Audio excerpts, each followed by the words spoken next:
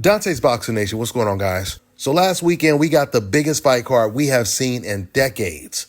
But unfortunately, that card did not come without controversy. And surprisingly, one of the people that was right in the middle of the controversy was Turki Alashikh. One of the best matchups we got on that card was Carlos Adames defending his middleweight title against Sheeraz. Well, this fight turned out to be one of the biggest robberies that we have seen in recent years. This was Carlos Adames' biggest win of his career. He completely dominated a really good opponent in Sheeraz. With Sheeraz's height, his reach, his ability to control distance makes him a difficult challenge for anyone. And yet Adames, he was able to completely take over the fight after the fourth round and dominate Sheeraz. This is where Turki Alashikh comes in. So today, while I was on the internet, this random article from Sports Illustrated pops up, and it reads, Turki Alashikh under fire for actions during Sheeraz versus Carlos Adames. At first, I thought they were talking about small stuff, like Turki Alashikh, him standing up whenever Sheeraz would land a punch to basically cheerlead. But it turned out to be something way bigger than that.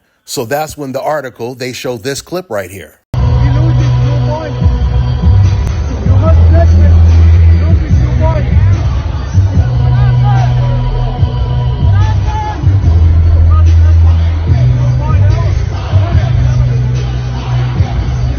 If this fight didn't end in a majority draw and Adames would have got the win that he deserved, Turki popping up in Sheeraz's corner telling him how many rounds he's down probably would have fell under the radar. But because it turned out to be one of the biggest robberies we've seen in recent years, it puts more attention of Turki Alashikh going to Sheeraz's corner saying that he was down 2 points. But the attention also has to be put on the judges. One of the judges had Sheeraz winning the fight, 115-114. The other judge, he had the fight 114-114 a draw. And the third judge had Adames winning the fight 118-110. The commentators had Sheeraz losing. His own team had him losing. Hell, even Turki Alashikh told him that he was losing the fight. And let's just make this very clear. When your own trainer tells you you need a knockout to win a fight going into the 12th round, that means his trainer is telling him the fight ain't even close. At least not close enough to win. If you gotta knock him out to win.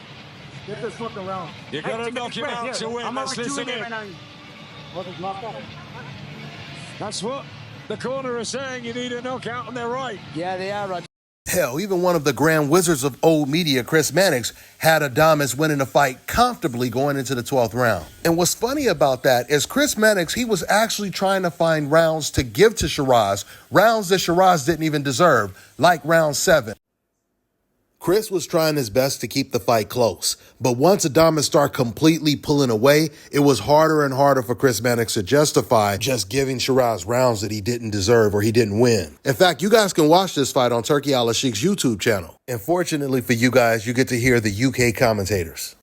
And it's an interesting contrast because the UK commentators, they're not sitting close to Chris Mannix. They're not talking to him during the fight. So almost every time they saw Chris Mannix's scorecard pop up on the screen, they were surprised. They were surprised the way he was scoring some of the rounds. Just for starters, go back and watch round 7 and you'll see exactly what I'm talking about. Because while all of the UK commentators had Adames clearly winning round 7, all of a sudden they see Chris Mannix's scorecard and he gives that round to Sheeraz. But after the 4th or the 5th round, Chris Mannix, he actually had Adames up. And when the UK commentators seen his scorecard, they were actually shocked because they were talking as if Sheeraz was winning at that point.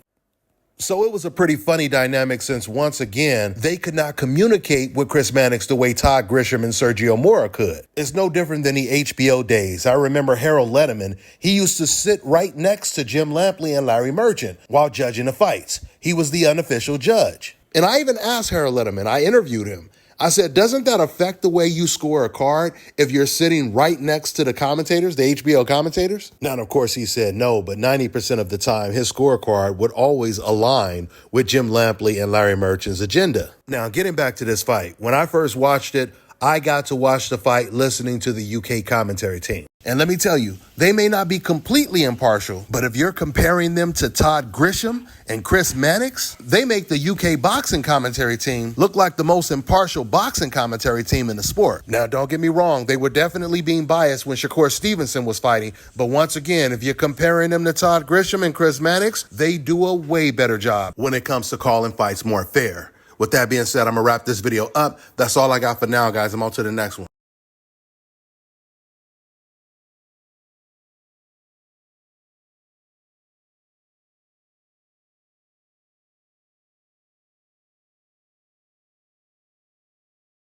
Let me tell you guys about Issa Israel Law Firm. It is a full-service legal practice based in Denver, Colorado, an emerging hub for combat sports and high-altitude training. If you're a fighter inside or outside of the ring and you need a law firm you can trust to fight for you, visit thefighterfirm.com or email help@iilawfirm.com. Legal representation is usually limited to plaintiffs or defendants in Colorado, but iFirm can help anyone in the world with trademarking their business name, logos, and U.S. immigration issues. This brother has been my attorney for a while and helped guide me through all kinds of business and civil issues, so make sure you guys go to thefighterfirm.com. All right, now check this out, guys. If you're looking to repair eczema scars, burns and bruises, dark spots and blemishes, the fever blisters, diabetic ulcers, this right here is the perfect product for you guys. It's called LO Deki Face and Body Oil. Athletes and top-ranking boxers, they're also using it after training to reduce swelling, inflammation, and to ease the pain. So get yours today. Go to lodeki.com, like them on Facebook, and follow them on Instagram.